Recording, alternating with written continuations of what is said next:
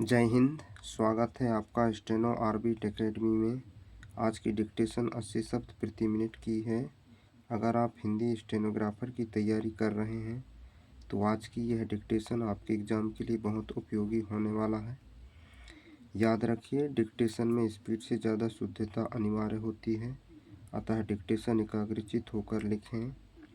आज की डिक्टेशन अगर आपने सही लिख ली तो समझिए आपकी डिक्टेशन स्पीड नेक्स्ट लेवल पर जाने वाली है। तो चलिए डिक्टेशन 5 सेकंड बाद स्टार्ट करते हैं।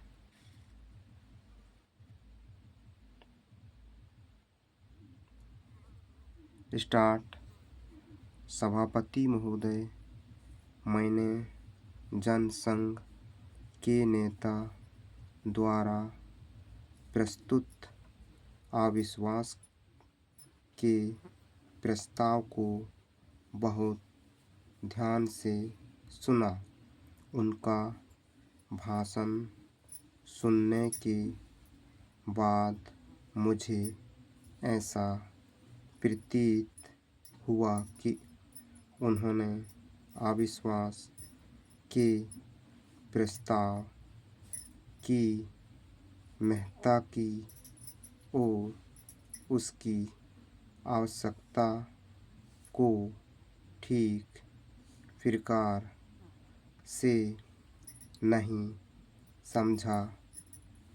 उन्होंने स्वयं इस बात को स्वीकार किया कि इस केंद्रीय सरकार की नीतियों के घोषित होने से पहले उन्होंने इस अविश्वास के प्रस्ताव की सूचना आपके कार्यालय को भेज दी थी। अविश्वास का प्रस्ताव किसी भी सरकार के विरुद्ध इस बात को ध्यान में रखकर लाया जाता है कि उस सरकार की नीतियां असफल हो गई हैं। इस बात को ध्यान में रखते हुए कि चाहे कुछ राज्यों में विभिन्न विरोधी दलों को वहाँ का कार्य चलाने की जिम्मेदारी सौंपी गई है, हमारे देश की जनता ने देश का कार्य चलाने के लिए भारत का शासन कांग्रेस सरकार के ही हाथों में सौंपा है। पैरा। हमारे देश की जनता का विश्वास था कि कांग्रेस ही एक ऐसा दल है जिसके ऊपर विश्वास प्रकट किया जा सकता है और इसलिए केंद्रीय सरकार को चलाने की जिम्मेदारी हमारे ऊपर आई है। मुझे दुख है कि बिना इस बात का ध्यान रखते हुए कि एक छोटे से मामले को लेकर राजस्थान में राष्ट्रपति का शासन लागू किया और विधानसभा की कार्यवाही को स्थगित कर दिया गया।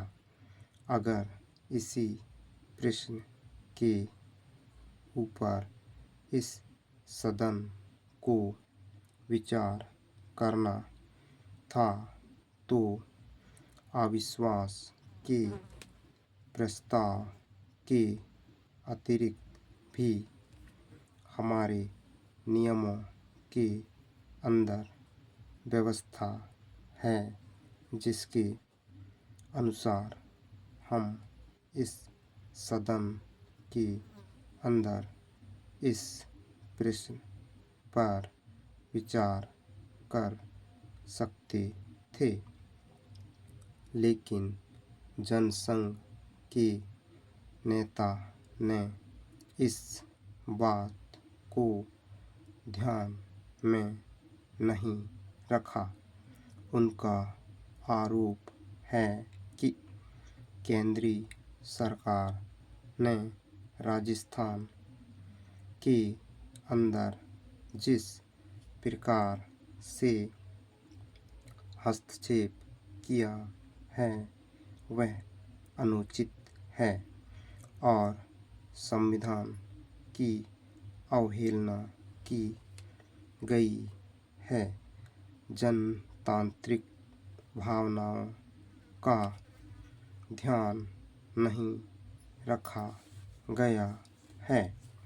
उनका यह भी कहना है कि वहाँ जो निर्दलीय सदस्य चुनकर आए थे उनको राज्यपाल ने राजनीतिक अधिकारों से वंचित रखा है और कहा है कि कांग्रेस पार्टी जो वहाँ का सबसे बड़ा दल है केवल उसी को वहाँ पर सरकार बनाने का अधिकार है।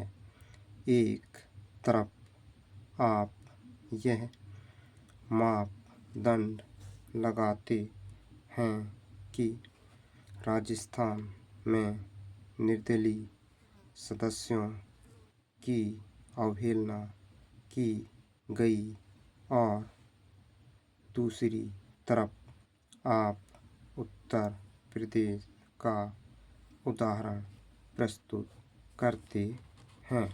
Full stop. उम्मीद है आपने आज की डिक्टेशन अच्छे से लिखी होगी। कमेंट में ज़रूर बताइए कि आपने कितने वर्ड सही लिखे। अगर आपको ऐसी ही डेली स्टेनोग्राफी प्रैक्टिस चाहिए तो स्टेनो ऑर्बिट एकेडमी को सब्सक्राइब करें और बेल आइकन ज़रूर दबाएं।